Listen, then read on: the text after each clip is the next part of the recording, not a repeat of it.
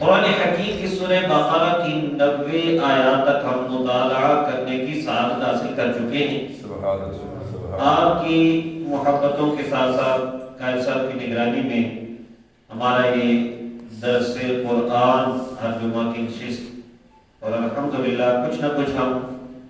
سیکھنے کی سعادت حاصل کر رہے ہیں۔ اللہ تعالیٰ آپ سب کو جزا عطا فرمائے۔ روح صحبت خاص کر یہودیوں کی طرف ہے اس وقت، اور ان کے جو عادات و اطوار ہیں ان کا ذکر اللہ تبارک و تعالیٰ فرما رہا ہے۔ قرآن حکیم میں دیگر صورتوں میں بھی ان کا ذکر ملتا ہے، اور ایک آیہ کریمہ جو کہ سورۃ المائدہ کی ہے، سورۃ المائدہ کے اندر آیت نمبر 12 میں اللہ تبارک و تعالیٰ نے فرمایا کہ اللہ تبارک و تعالیٰ نے ان سے پکا وعدہ لیا تھا اور 12 نقیب ان میں بھیجے تھے۔ تو وہ جو وعدہ تھا وہ کیا تھا؟ وقال اللہ انی معکم، اور اللہ نے فرمایا کہ بے شک میں تمہارے ساتھ ہوں، لئن اقمتم الصلاۃ، اگر تم نماز قائم کرو، وآتیتم الزکاۃ، اور زکات ادا کرو، وآمنتم برسلی، اور میرے رسولوں پر ایمان لاؤ، ایک رسول نہیں، رسولی سارے رسولوں پر ایمان لاؤ، وعزرتموہم، اور ان سب کی تم تعظیم کرو، وَأَقْرَضْتُمُ اللَّهَ قَرْضًا حَسَنًا، اور اللہ کو قرض حسنہ دو، یعنی اللہ کی راہ میں مال کو خرچ کرو۔ تو یہ جب تم باتیں کر لو گے، لَأُكَفِّرَنَّ عَنْكُمْ سَيِّئَاتِكُمْ، میں تمہارے تمام گناہ مٹا دوں گا، وَلَأُدْخِلَنَّكُمْ جَنَّاتٍ تَجْرِي مِن تَحْتِهَا الْأَنْهَارُ، اور ایسے باغات میں تمہیں داخل کروں گا جن میں نہریں جاری ہیں، وَمَنْ كَفَرَ بَعْدَ ذَلِكَ مِنْكُمْ فَقَدْ ضَلَّ سَوَاءَ السَّبِيلِ، اور جو اس کے بعد انکار کر گیا تو پھر وہ راہ حق سے، سیدھے راستے سے بھٹک گیا۔ تو اس اللہ تعالیٰ کے میثاق میں جو اللہ تعالیٰ نے ان سے وعدہ لیا تھا، ایک تو نماز قائم کرنے کا، دوسرا زکوٰۃ کا، تیسرا تمام رسولوں پر ایمان لانے کا، اور اسی پر یہ گڑبڑ کر رہے ہیں کہ کبھی حضرت عیسیٰ علیہ السلام پہ انکار کر دیتے ہیں، اب رسول اکرم نبی محتشم حضرت محمد مصطفیٰ صلی اللہ علیہ وسلم جلوہ فرما ہو چکے ہیں، تو آپ ان کو نہیں مانتے، قرآن کی تعلیمات کو نہیں مانتے، اور یہی بات یہاں سے ذکر ہو رہی ہے آیت نمبر 91 سے۔ وَإِذَا قِيلَ لَهُمْ، اور جب ان سے یہ کہا جائے آمنوا بما انزل اللہ، اس پر ایمان لاؤ جو اللہ نے نازل کیا، قالوا، تو یہ کہیں نؤمن بما انزل علینا، ہم تو اس پر ایمان رکھتے ہیں جو ہم پر اتارا گیا ہے۔ مطلب یہ ہے کہ پہلے سے مراد قرآن ہے، کہ جب ان سے کہا جائے کہ اب یہ قرآن کریم اللہ کی طرف سے ہے، اس پر ایمان لاؤ، تو کہتے ہیں ہم تو اس پر ایمان رکھیں گے نا جو ہم پر اترا ہے، یعنی تورات سے۔ قرآن کو نہیں مانیں گے، تورات کو مانیں گے۔ اور اللہ تعالیٰ نے فرمایا وَيَكْفُرُونَ بِمَا وَرَاءَهُ، یہ جو ماننے کا دعویٰ کرتے ہیں ان کا کیا ہے کہ یہ صرف تورات کو مانتے ہیں، اس کے علاوہ سب کا انکار کر دیتے ہیں۔ اللہ تبارک و تعالیٰ کی ساری کتابوں پر ایمان لانا ضروری ہے۔ یاد رکھیے ایمانیات میں ہے، اجمالی طور پر جتنی بھی کتابیں اللہ تعالیٰ نے نازل کی سب پر ایمان، اور نبی پاک کے ہر فرمان پر ایمان، یہ ایمان کا حصہ ہے، اگر ایسا نہیں ہوگا تو کفر ہوگا۔ فرمایا کہ باقی سب کا انکار کرتے ہیں، حالانکہ یہ جس کا انکار کر رہے ہیں یعنی قرآن کریم وَهُوَ الْحَقُّ مُصَدِّقًا لِمَا مَعَهُمْ، وہ بھی تو حق ہے نا، وہ بھی تو اللہ ہی نے اتارا ہے نا، اور جو ان کی کتابیں ہیں ان کی وہ تصدیق بھی کر رہا ہے، یعنی جو اللہ کی طرف سے تورات، انجیل، زبور، داؤد علیہ السلام پر اتری، یہ ساری جو ہیں اللہ کی طرف سے حق ہیں، اور ان کی تصدیق یہ قرآن کرتا ہے۔ اور اللہ تبارک و تعالیٰ نے محبوب کریم علیہ السلام سے فرمایا کہ ذرا ان سے ایک سوال کرو، یہ جو دعوے کرتے ہیں کہ ہم تو ایمان رکھتے ہیں اللہ کے اتارے پر جو ہم پر اتارا گیا ہے، تو پھر یہ تھا نا کہ سارے رسولوں پر ایمان لانا ہے، جیسے میں نے ابھی سورہ مائدہ کی آیت نمبر 12 میں بتایا. تو فرمایا محبوب ان سے پوچھو قل فلم تقتلون انبیاء اللہ من قبل ان کنتم مؤمنین، اگر تم مومن ہو، بڑا ماننے کا دعویٰ کرتے ہو تو پھر پہلے انبیاء کو شہید کیوں کرتے تھے؟ چلو اب تو نبی پاک کا تم انکار کر رہے ہو نا، تو جو پہلے انبیاء کرام جو تمہارے ہی تھے یعنی بنی اسرائیل میں سے تھے ان کو تم شہید کیوں کرتے تھے؟ حالانکہ تورات شریف میں تو انبیاء کو شہید کرنے سے بھی منع کیا گیا تھا. پھر اس سے بھی آیت میں فرمایا وَلَقَدْ جَاءَكُم مُوسَىٰ بِالْبَيِّنَاتِ، پھر تمہارے بعد حضرت موسیٰ علیہ السلام بھی تو واضح نشانیاں لائے تھے. ثُمَّ اتَّخَذْتُمُ الْعِجْلَ مِن بَعْدِهِ وَأَنتُمْ ظَالِمُونَ، پھر تم نے ان کے جانے کے بعد یعنی وہ طور شریف پر جب تشریف لے گئے 40 دن کا وعدہ کر کے پیچھے تم نے بچڑے کو معبود بنا لیا تھا. اسی سورہ کی 51 نمبر آیت میں بھی ہم اس کا مطالعہ کر چکے ہیں. انہوں نے سامری کے بہکانے پر پیچھے بچڑے کو گائے کو پوجنا شروع کر دیا تھا. اور آپ کو پتہ ہے کہ اللہ کے سوا کسی کی بھی عبادت نہیں، اور گائے ہو یا کوئی بھی ہو تو کسی کی پوجا کی جائے تو یہ تو بہت بڑا ظلم ہے، شرک ہے. تو میں تم نے تو بچڑے کو معبود بنا لیا تھا اور تم ہو ہی ظالم. یعنی صرف رسول کریم صلی اللہ علیہ وسلم کی بات نہیں، تم نے موسیٰ علیہ السلام کے ساتھ بھی ایسا کیا. وہ ادھر اللہ کی بارگاہ میں کوئی طور پر وعدے کے مطابق گئے، تم نے پیچھے بچڑے کو معبود بنا دیا. اور یہ یاد رکھیں کہ انہوں نے تو نہیں بنایا تھا جو نبی کریم صلی اللہ علیہ وسلم کے سامنے موجود تھے، پہلوں نے بنایا تھا نا. تو ان کو اس میں کیوں شامل کیا جا رہا ہے؟ علماء نے یہاں یہ فرمایا کہ چونکہ یہ اپنے بڑوں کے اس فعل پر راضی تھے تو یہ بھی انہی میں شمار. اگر کوئی کفر کرے، غلط کام کرے، گستاخی کرے اور اس کا کوئی ماننے والا اس کو صحیح کہے تو وہ بھی اسی میں شمار ہوتا. اللہ تبارک و تعالیٰ کے پیارے حبیب علیہ السلام کا ارشاد مبارک سماعت فرمائیں. ابو داؤد شریف کی حدیث 4345 نمبر ہے. نبی کریم صلی اللہ علیہ وسلم نے ارشاد فرمایا اذا عملت الخطیئۃ فی الارض، جب زمین میں کہیں کوئی گناہ ہوتا ہے، کان من شہدها فکرہها وقال مرۃ انکرها کان کمن غاب عنها، زمین پہ کہیں گناہ ہو رہا ہے اور کوئی بندہ اس گناہ کی جگہ پر موجود ہے لیکن وہ اس گناہ کو پسند نہیں کرتا، نفرت کرتا ہے، اس گناہ سے برا سمجھتا ہے، وہ ایسے ہی ہے جیسے وہ وہاں موجود نہیں ہے. اور اسی طرح فرمایا کہ کہیں گناہ ہو رہا ہے اور من غاب عنہا، بندہ وہاں پر موجود نہیں ہے لیکن فرادیہا، وہ اس گناہ پر راضی ہے، کانا کا من شاہدہا، وہ ایسے ہی جیسے وہاں پر موجود ہے. بات آپ کو سمجھ آ گئی ہوگی. اگر کہیں گناہ ہو رہا ہو اور بندہ وہاں موجود ہو اور وہ اس گناہ میں شامل بھی نہیں اور دل سے برا بھی سمجھ رہا ہے یار یہ غلط ہے، گناہ ہے، تو وہ ان میں شمار نہیں ہوگا. لیکن ایک بندہ وہاں موجود نہیں جہاں گناہ ہو رہا ہے، وہ کہیں اور موجود ہے لیکن اس کو پتہ چلتا ہے کہ فلاں وہاں ہو رہا ہے، تو کہتے ہیں یار میں بھی وہاں ہوتا تو میں بھی کوئی کتنے مزے حاصل کرتا یا میں بھی اس میں شامل ہوتا. وہ اس پہ راضی ہے تو وہ ان میں شمار ہوگا. تو اس لیے اچھی سوچ رکھنی چاہیے، سوچ اچھی رکھنی چاہیے. تو بہرحال ان کو بھی یہ کہا گیا کہ تم ظالم ہو، مطلب ان کے بڑوں نے ایسا کیا تھا تو ان کو اس میں شمار کیا گیا. اگلی آیت میں اللہ تبارک و تعالیٰ فرمایا وَإِذْ أَخَذْنَا مِيثَاقَكُمْ وَرَفَعْنَا فَوْقَكُمُ الطُّورَ، اور جب یاد کرو ہم نے تم سے وہ پکا وعدہ کیا تھا اور طور پہاڑ کو تمہارے اوپر اٹھایا تھا.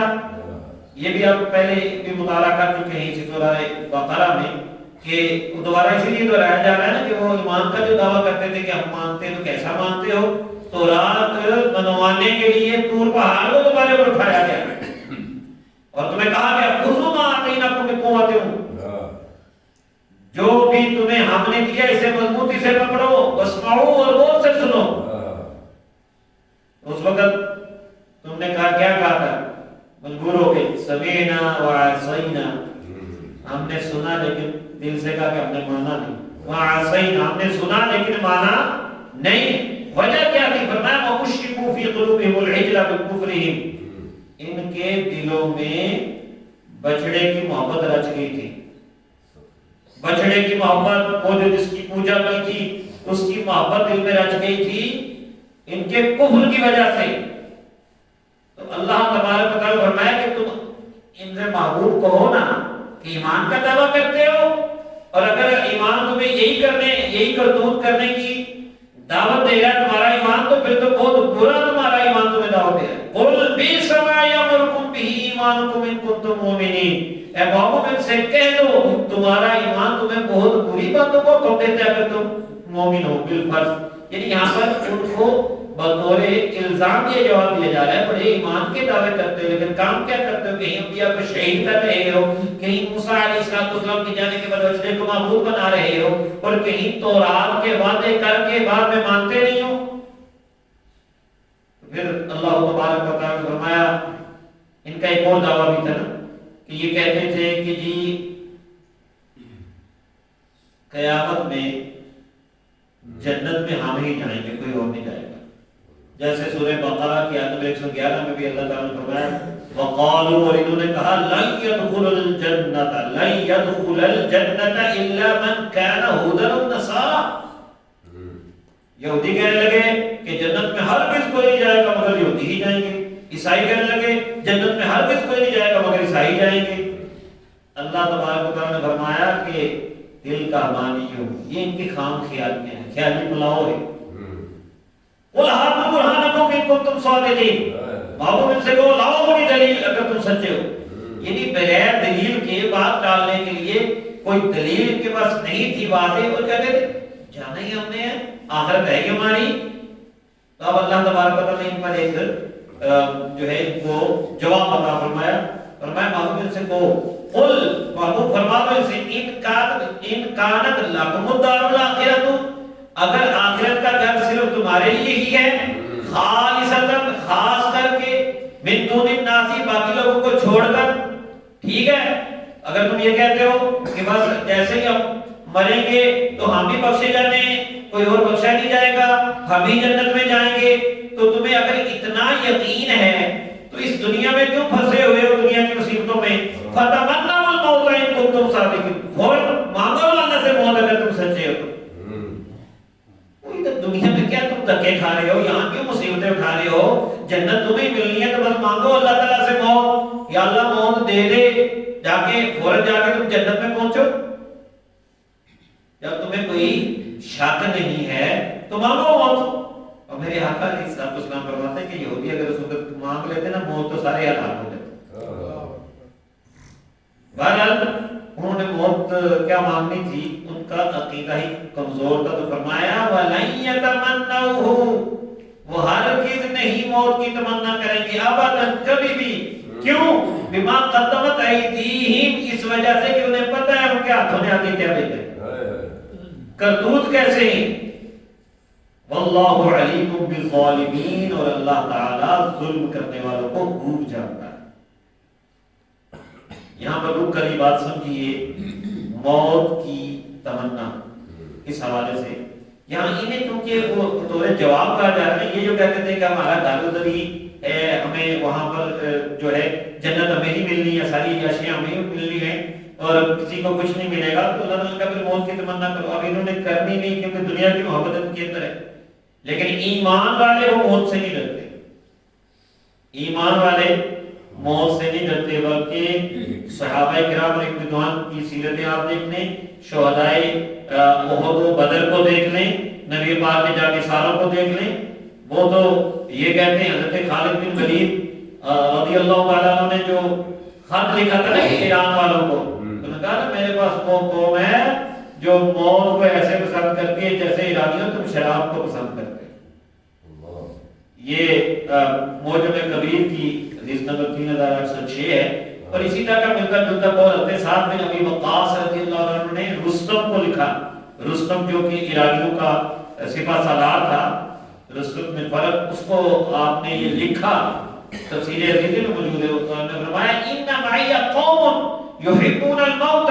کما یحب الفارس الخمر کما یحب الفارس الخمر،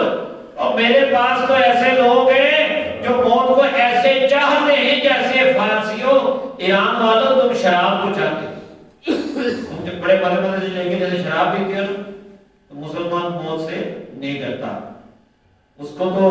پتہ ہے کہ یہ دنیا عارضی گھر ہے، یہ تو قید ہے، آگے جا کے رب کی بارگاہ میں پہنچنا ہے۔ تو جس کو رب سے جزا کا یقین ہے وہ موت سے نہیں ڈرتا۔ موت کی تو لیکن دل دانا کو کچھ پرواہ نہیں، اقبال کہتے ہیں موت کی تو لیکن دل دانا کو کچھ پرواہ نہیں، شب کی خاموشی میں جز ہنگامہ فردا نہیں، موت کو سمجھے ہیں غافل اختتام زندگی، موت ہے شام زندگی، یہ ہے شام زندگی صبح دوام زندگی۔ فرماتے کہ جیسے رات آتی ہے نا تو ایسے لگتا ہے کہ اب کچھ بھی نہیں ہوگا، بس بات خاموشی ہوگی، لیکن رات کے بعد پھر صبح نے بھی تو آنا ہے۔ تو اسی طرح مومن کی موت ہے کہ موت آئی وقتی طور پر آرام کر رہا ہے، اس کے بعد پھر اس کی زندگی ہے، مرنے کے بعد پھر زندگی ہے۔ کون کہتا ہے کہ موت آئی تو میں مر جاؤں گا، میں تو دریا ہوں سمندر میں اتر جاؤں گا، اور کون کہتا ہے کہ مومن مر گئے قید سے چھوٹے اپنے گھر گئے؟ تو مومن موت سے بولیے نہیں ڈرتا۔ ہاں کافر کا یہ انداز ہے کہ آپ تو گھبرا کے کہتے ہیں کہ مر جائیں گے، مر کے بھی نہ چین آیا تو کدھر جائیں گے۔ تو بھائی کافر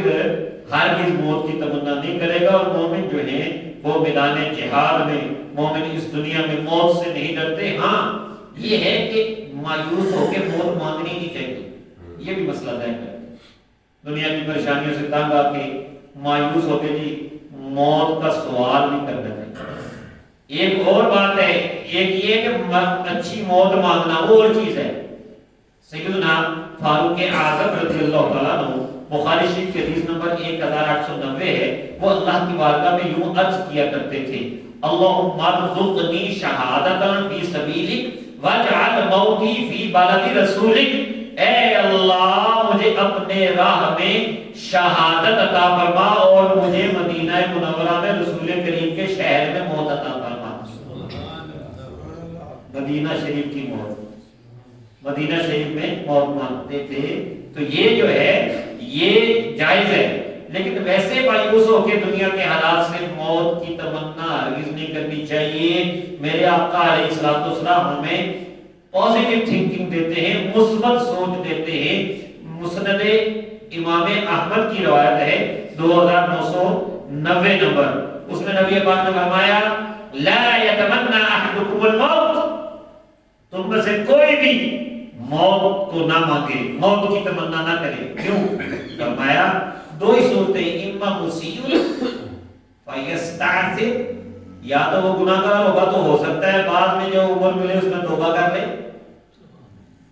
او محسن فیزداد، یا وہ نیکوکار ہوگا تو ہو سکتا ہے اور نیکیاں کرے۔ اب دیکھو دونوں صورتوں میں نبی کریم صلی اللہ علیہ وسلم نے مثبت سوچ دی، یہ نہیں کہا کہ گناہگار ہے تو ہو سکتا ہے اور گناہ کرے، نہیں، فرمایا گناہگار تو ہو سکتا ہے کہ اگلے لمحے جو ملے تو اس میں توبہ کر لے، اور ادھر نیکیوں کے بارے میں یہ نہیں کہا کہ نیکیاں کرتا تو ہو سکتا ہے گناہ کرنے لگ پڑے، نہیں، فرمایا نیکیاں کرتا تو ہو سکتا ہے اور زیادہ نیکیاں کرے۔ تو میرے آقا علیہ الصلوۃ والسلام نے ہمیں مایوسی کی زندگی سے بچایا ہے، امیدیں دلائی ہیں، اور فرمایا کہ ویسے ہی دنیا سے تنگ آ کے موت مت مانگا کرو۔ اور بخاری شریف کی ایک اور حدیث ہے، میرے اور آپ کے آقا حضرت محمد مصطفیٰ صلی اللہ علیہ وسلم فرمانے لگے، حدیث نمبر 5671، فرمایا لا یتمنین احدکم الموت، تم میں سے کوئی بھی ہرگز موت کی تمنا نہ کرے، موت کو نہ مانگے۔ کیوں؟ فرمایا اچھا اگر کرنا ہی ہے تو فرمایا فَإِنْ كَانَ لَا بُدَّ فَاعِلًا، اگر اس کو بہت کوئی مجبوری ہو گئی ہے، ایسی دعا کرنی ہی ہے تو یوں کرے اللہم احینی ما کانت الحیات خیرا لی وتوفنی اذا کانت الوفات خیرا لی، یا اللہ مجھے اس وقت تک زندہ رکھ جب تک زندہ رہنا میرے لیے بہتر ہے، اور اس وقت مجھے موت عطا فرما دے جب مرنا میرے لیے بہتر، یعنی خود ایسا کہ عالم الموت دے دے، اس طرح کی دعا سے بچنا چاہیے۔ تو بہرحال یہ ان کا رویہ تھا۔ آخری آیت آج کے درس کی آیت نمبر 96 کہ فرمایا کہ ان کا رویہ کہ یہ تو موت نہیں مانگیں گے، ان کو پتہ ہے کرتوت کیا بھیجے ہیں، تو اس کے آگے فرمایا کہ وَلَتَجِدَنَّهُمْ أَحْرَصَ النَّاسِ عَلَىٰ حَيَاةٍ، موت کیا مانگنی ہے، تم ان کو پاؤ گے کہ یہ زندگی کے بڑے ہی چاہنے والے، لمبی زندگیاں مانگتے، وَمِنَ الَّذِينَ أَشْرَكُوا، اور یہ یہودی تو مشرکین سے بھی زیادہ لمبی زندگیاں مانگتے ہیں اللہ تعالیٰ سے، کیونکہ مشرکین سے یہاں علماء نے تفاسیر میں لکھا ہے کہ مجوسی تھے، تو ایک دوسرے میں جب سلام کیا کرتے تھے نا تو کہتے تھے 1000 سال، یعنی ان کا ریلیکس رہ کے ہم تو کہتے ہیں نا السلام علیکم، تو یہ کہتے تھے 1000 سال، 1000 سال جیو، 1000 سال جیو، تو کہتے لگے یہ ان مشرکوں سے بھی زیادہ اللہ تعالیٰ نے فرمایا کہ یہ یہودی جو ہیں زندگی کو پسند کرتے، موت انہوں نے کیا مانگنی ہے، کیوں؟ فرمایا یود احدہم لو یعمر 1000 سنہ، ان میں سے ہر ایک یہ چاہتا ہے ہزاروں سال جیے، لیکن اللہ تعالیٰ نے فرمایا وَمَا هُوَ بِمُزَحْزِحِهِ مِنَ الْعَذَابِ أَن يُعَمَّرَ، یہ 1000 سال کا جینا ان کو عذاب سے نہیں بچا سکے، 1000 سال جینے، کروڑ سال جینے، اگر مر کے نبی پاک اللہ کی بارگاہ میں آنا، وَاللَّهُ بَصِيرٌ بِمَا يَعْمَلُونَ، اور اللہ تبارک و تعالی دیکھ رہا ہے ان کے کرتوت کی یہ کر کیا رہی ہے۔ تو بہرحال آخر زندگی کا اختتام ہونا ہے اور اللہ کی بارگاہ میں جانا ہے، حساب دینا ہے، زندگی جتنی بھی لمبی ہو جائے، بہرحال جتنی دیر جئیں زندہ دلی سے جئیں اور اللہ اس کے رسول صلی اللہ علیہ وسلم کی اطاعت میں جئیں اور اللہ تعالیٰ سے اچھی زندگی کی دعا کریں، اور موت بھی اللہ تعالیٰ سے ایمان والی اور اچھی مانگے۔ اللہ تعالیٰ سے دعا ہے کہ اللہ تبارک و تعالیٰ ہم سب کو قرآن عزیز کی تعلیمات پر عمل کی توفیق عطا فرمائے۔ وما علیہ الا البلاغ۔ بسم اللہ الرحمن الرحیم، اللہم صل علی سیدنا و مولانا محمد وعلی آل سیدنا و مولانا محمد کما تحب و ترضى۔ یا اللہ یا رحمان یا رحیم یا ربنا یا ربنا یا ربنا، استغفر اللہ استغفر اللہ استغفر اللہ، نستغفر اللہ ربی من نستغفر اللہ ربنا نستغفر اللہ ربنا نستغفر اللہ ربنا ونتوب الیہ الہ العالمین، ہمارے گناہوں کو معاف فرما، ہمیں سچی توبہ نصیب فرما، قرآن حکیم